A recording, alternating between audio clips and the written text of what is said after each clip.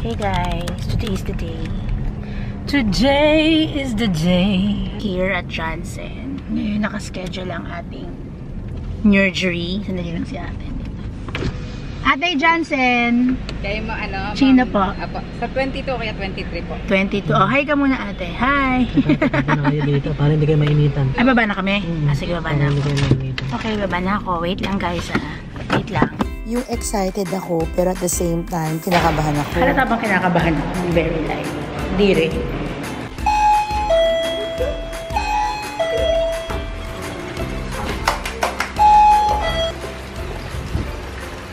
Today is the day. This is it, guys. Makikita nyo na ang total transformation ni Chino Crab na from 5 chin to 1 chin. Nang pang-malakas.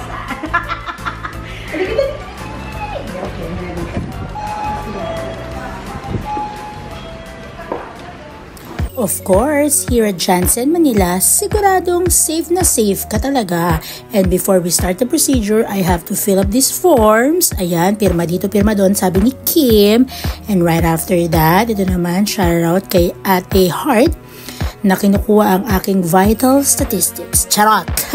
Vital signs. Ayan, Diyos ko, napakahigpit naman ito. Grabe. And syempre, yung akala mong okay ako, pero stress na stress talaga ako dyan kasi malapit na. Oh my G!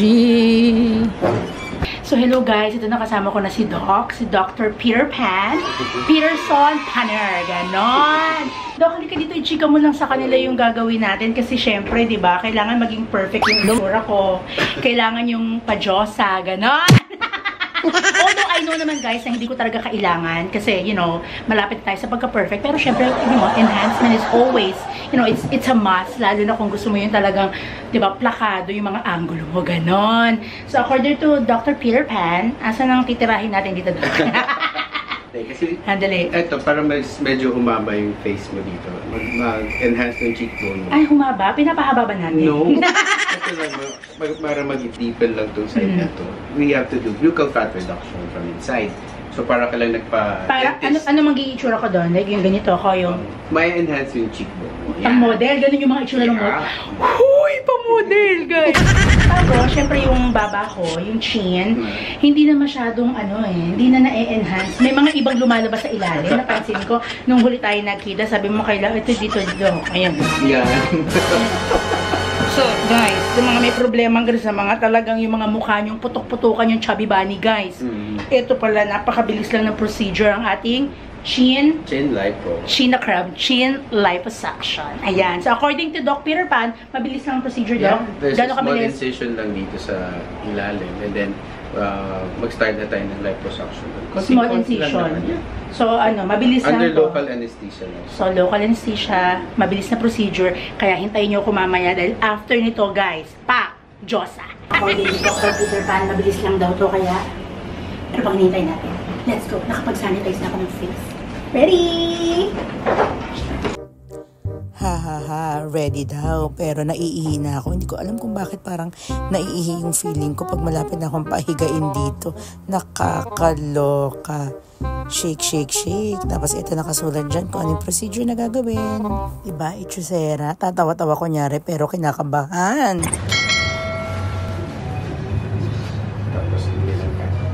A few inches later. Ilang inches kaya yung ibabawas ni Doc? Napakaseryosong mag-markings naman itong si Doc Peter Pan. Nakakaloka. Parang gusto na niyang tanggalin lahat. Pwede mong tapon mo na. Napakamabusisi. Sinisiguradong lahat ng layerings talagang covered na covered para mahigop na yung mga pangmalakasang taba-taba na yan. Malaki-laki yun ha. Saya. Tapos, hindi pa siya tapos. Charet. A few moments later. Siyempre, bawal i-video yung mismong procedure. Kaya, ganito na lang muna. O, diba? Napakabilis lang, guys. At ito ang aking theme song for today's video. Ganda! Ganda! Oh, tanginang ganda! Everybody sing! Ganda! Oh, tanginang ganda! Thank you, Doc! Tinawakita natin natin, heart. Tingnan mo yung tinanggal. Pasahit mo dito.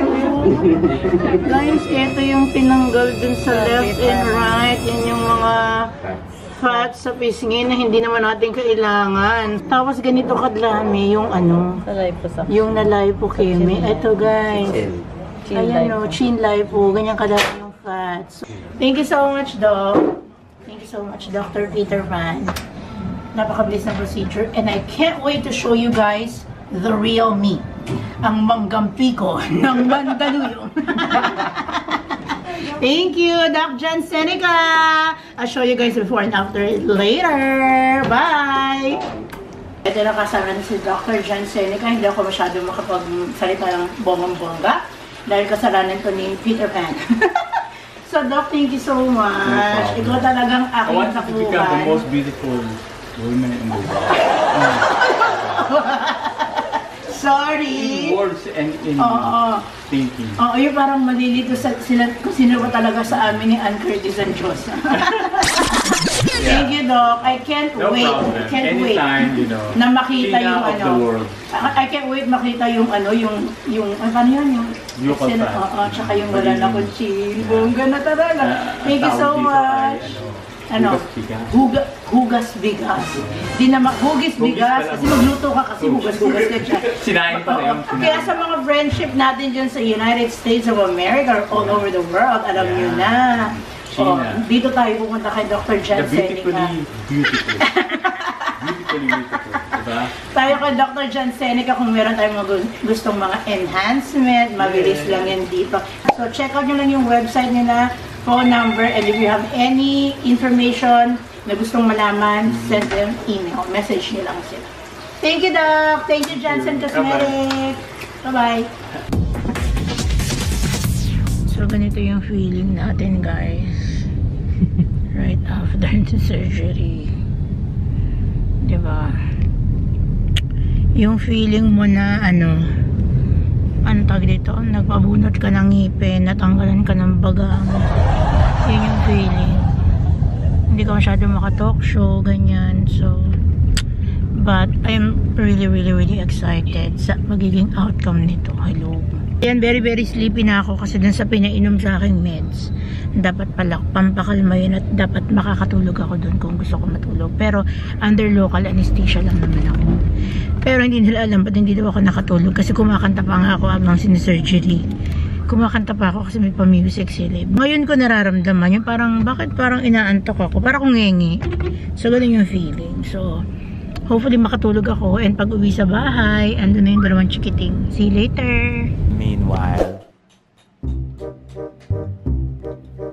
Grabe, gutom ako guys. Ang first meal ko, parang 6:30 PM. Nakakaloka. I need to eat bago ko inumin yung mga gamot.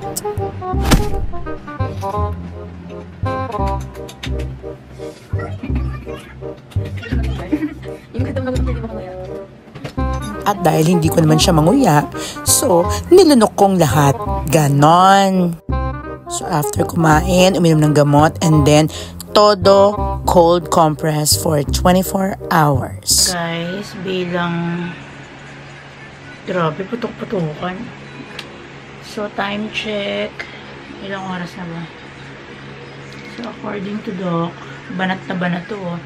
Kailangan suot ko lang to for 2 to 3 days. But since nasa bahay lang naman kami, kahit 1 linggo ko pa itong suotin para lang siguraduhin dumikit yung skin dun sa kanyang dapat kalagyan.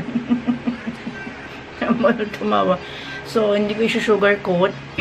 Naka local anesthesia. So, may mararamdaman ka pa rin kahit pa paano. May pitik. Tapos, medyo, ayun, baga siya and hindi ka talaga makachew. Pero, ito ay kasama sa tiis ganda. Okay?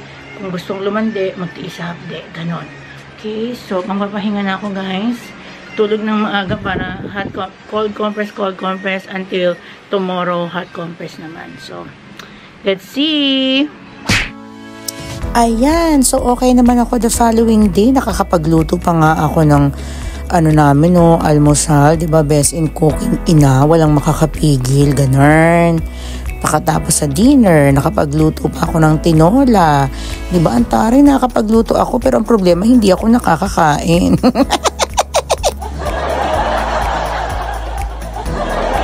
And my day 4, ayan, back to normal. Nakakapag-walking galore na tayo for exercise. Hey guys! So, eto na ang ating update.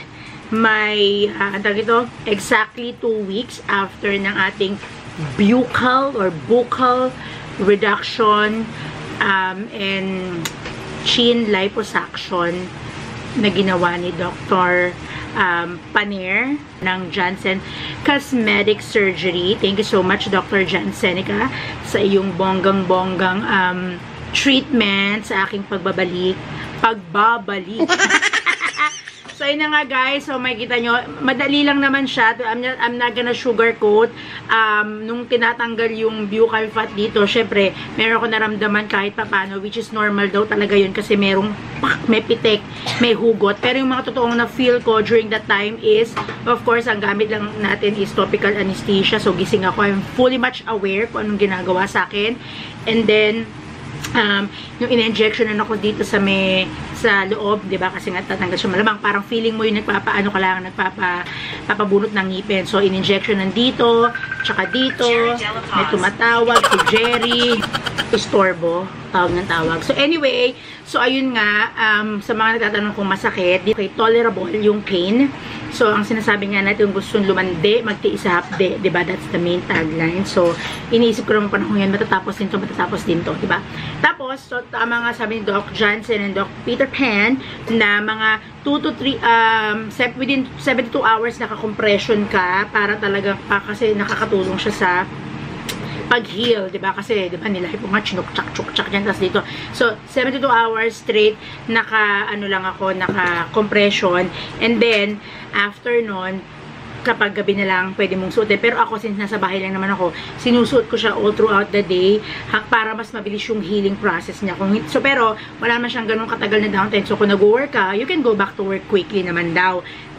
Kasi, manageable naman nga siya. So, sa gabi, susutin mo yung compression. Sa morning, you can go back to work. Pero kung wala kang ginagawa, sutin mo lang para mas mabilis. So, minsan, nag-walking pa nga ako dito pag morning. Nakaganon ako. Kaya, pagtitingnan ako ng mga shopit bahay. Bakit ako nakaganon?